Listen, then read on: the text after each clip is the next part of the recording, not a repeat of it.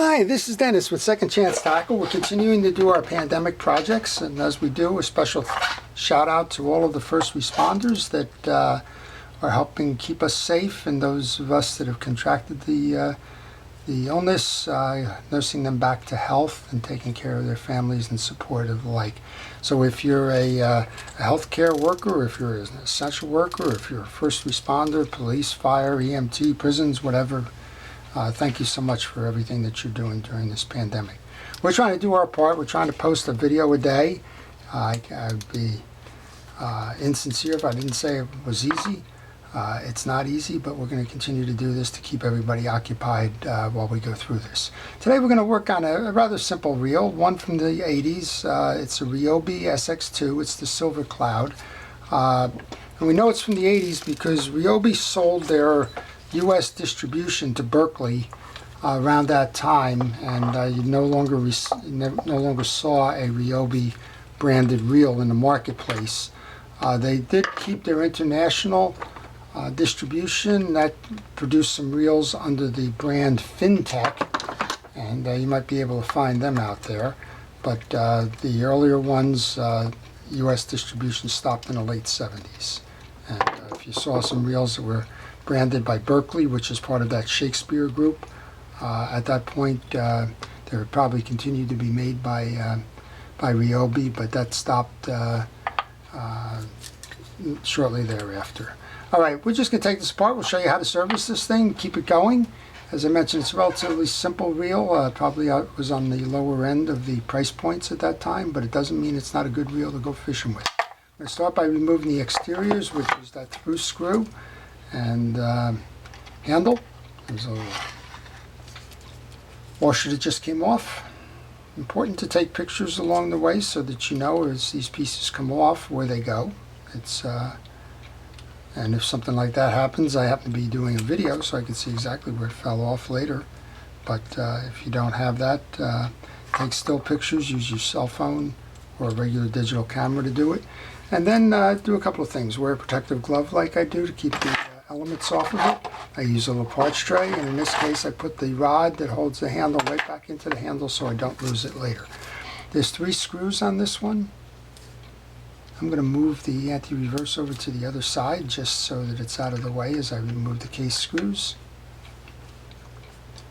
And then what I like to do when I take the case screws off of this reel is I like to lay them out on my bench just to make sure that they're all the same size.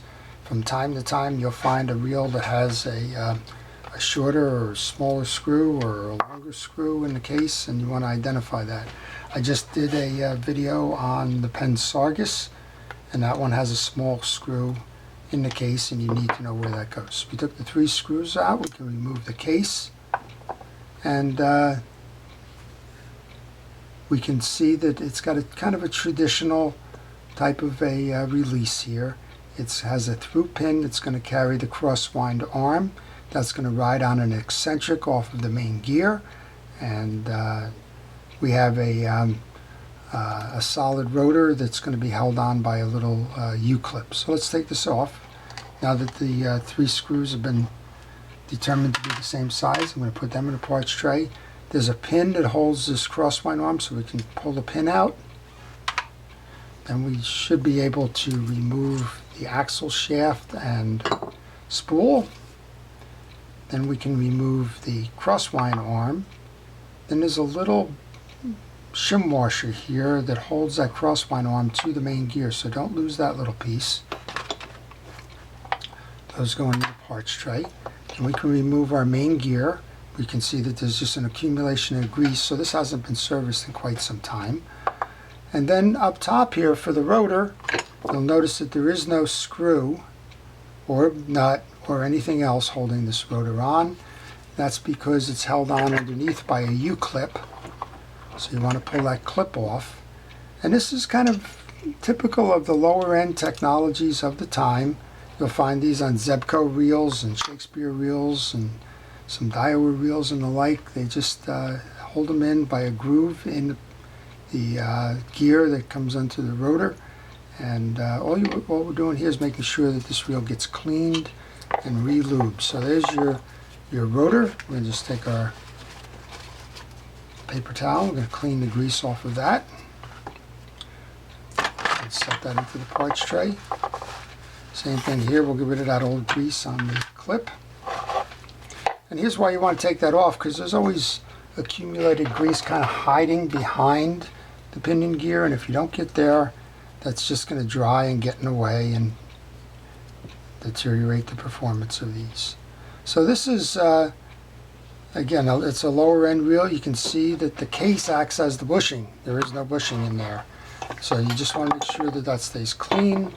I would trust that this is a freshwater reel that probably wasn't dealing with big heavy fish, so you don't need to worry too much about all the frills, so to speak, the ball bearings and the bushings and all of that. This will give you plenty of might and strength to take this one fishing. Alright, so we've cleaned up the underneath part. Just make sure that you clean the front end of this as well. Most of that grease is just old. If it's not dirty, it's probably shellacking or dried. So we just simply want to just clean it up and get it ready to go back in for reinstall. Okay, you don't service the, well, I'll leave this for when I reinstall. You don't service the spool. The spool has got pressed in washers. There's nothing you can do to service that. So we'll pick it up again with the rotor. I'm going to use some fishing reel grease. In this case, it's Penn Precision reel grease. It can be any reel grease you like, but make sure it's real grease when you go to service your reel. Don't use household greases. It serves no purpose. It is not designed for marine applications, and typically it will either bog down and become problematic because it's too thick, or it'll evaporate and you won't have the protections you need over the long term. So now we're just going to slide this U-clip in back again. That's the way it goes. Your top is done.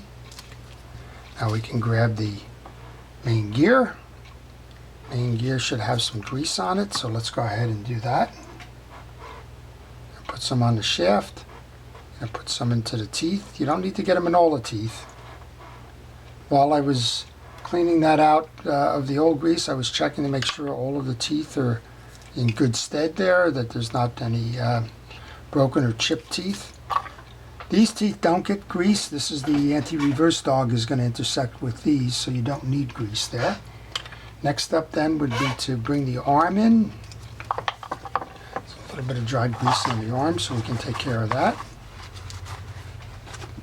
And we can put some fresh grease right around the eccentric where that arm is going to ride. We can bring our arm in then. And that little washer, that kind of holds it on its track. It's just enough over the edge here that it keeps it from running out. And we're going to grab our spool assembly, clean off the shaft.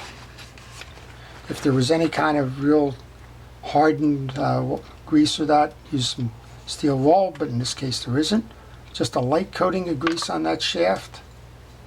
We can reinstall the shaft now. Now you want to line that hole up with the hole in the arm below, because that's where your pin is going to go through. Just grab your pin, start that, then you kind of have to look in from the side here to make sure that you're in all the way. And you need to make sure you're into the back of that, because there's a little slot where this rides in the case.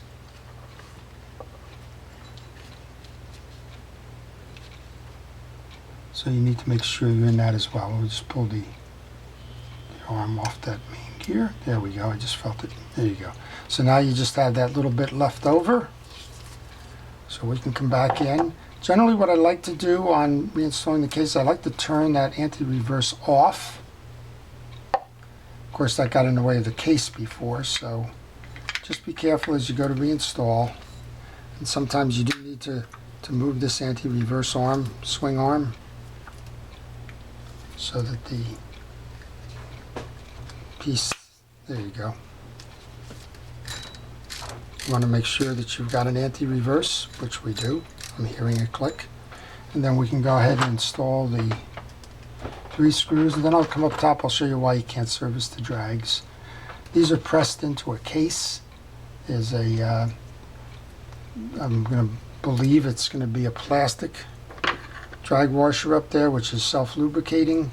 And again, for the type of reel that this is, there isn't a lot of drag fight anticipated in this, so